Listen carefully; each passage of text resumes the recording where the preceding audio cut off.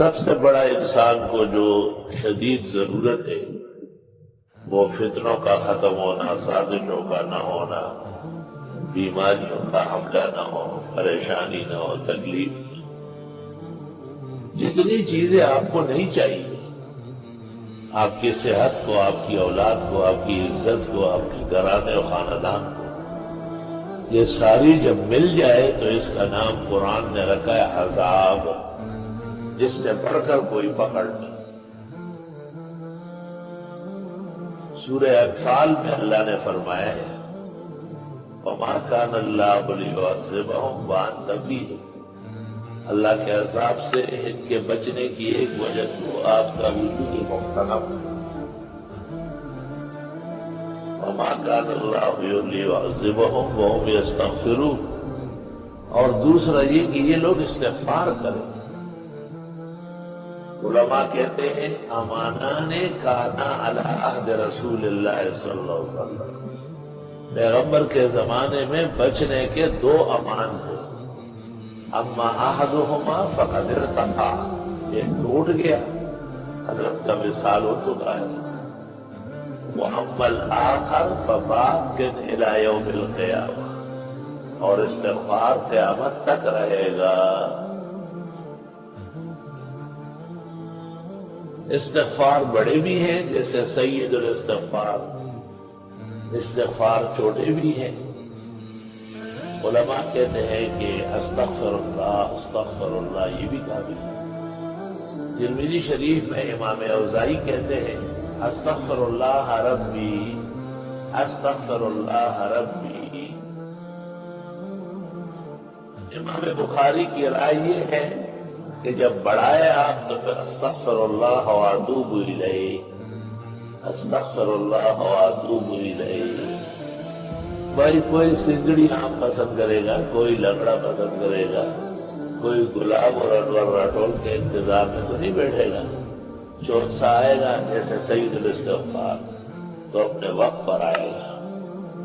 سب کام کی چیزیں انسانی زندگی کے لیے لطف اندوز ہے۔ باغ میں جب آدمی داخل ہوتا ہے سینکڑوں درخت پھلوں سے لدے ہوئے، آپ کو اپنی حاجت، اپنی پیاس، اپنی بھوک، اپنی خواہش کے مطابق انتخاب کرنا ہے۔ نہ سارا ایک دن میں کھا سکتے ہیں، نہ ایک کسی کا یہ کام۔ اللہ تعالیٰ نے جو اختیار دیا ہے، کبھی چھوٹا استغفار، کبھی بڑا استغفار۔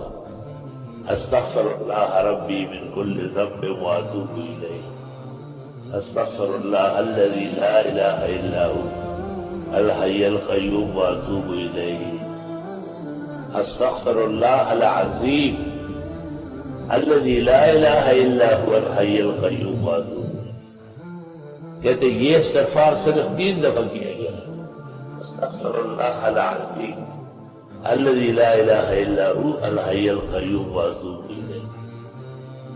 اگر گناہ درختوں کے پتوں کے برابر ہو معاف ہو جائیں گے، اگر گناہ دنیا کے دنوں کے برابر ہو تب بھی معاف ہو جائے گا، اگر سمندر کے جاگ کے برابر ہو پھر بھی معاف ہو جائے گا، اگر ریت کا ایک ٹوٹا اور پہاڑ ہو اس میں کتنے دانے ہوں گے ریت کے، اتنے ہی گناہ کیوں نہ ہو سب معاف ہو جائے گا۔ بسم اللہ الرحمن الرحیم۔ سورۃ عصر مکی ہے، 3 آیتیں ہیں، نزول میں 13 ہیں، ترتیب میں 103 ہیں۔ امام شافعی نے فرمایا لو لم ينزل القرآن ونزلت هذه لکفت، اگر پورے قرآن کے بجائے یہ ایک سورت ہوتی ہدایت کے لیے کافی تھی۔ والعصر، قسم ہے زمانے کی، کیونکہ زمانہ گواہ ہے کہ خیر و شر کا مالک اللہ ہے۔ والعصر، قسم ہے زمانہ محمد صلی اللہ علیہ وسلم کی جو محترم ہے۔ والعصر، قسم ہے عصر کے وقت کی، کیونکہ فجر کا وقت بادشاہ ہے، عصر اس کا وزیر ہے۔ نبوات جتنی ملی ہے وقت فجر میں، ولایات کی تکمیل جب بھی ہوئی ہے وقت عصر میں۔ اس لیے ان قرآن الفجر کان مشہودا، اور حافظوا علی الصلوات والصلاۃ الوسطی۔ اس امت کی عمر گزشتہ امتوں کے سامنے کل عصر الی المغرب، ہمارے پیغمبر کا زمانہ کل عصر الی المغرب، علماء نے سورت سے حضرت کی عمر پر بھی استدلال کیا ہے کہ آپ کی عمر انبیاء علیہ السلام میں کم عمر ہوگی۔ والعصر، قسم ہے زمانے کی، قسم ہے وقت عصر کی، قسم ہے آپ کے زمانے کی، یہ تینوں گواہ ہے۔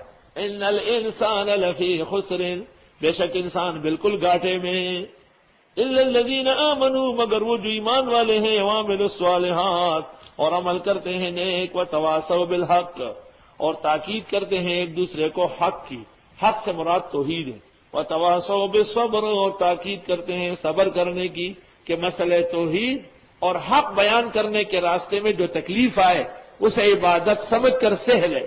اللہ اکبر، اللہ اکبر، لا الہ الا اللہ، اللہ اکبر، اللہ اکبر وللہ الحمد۔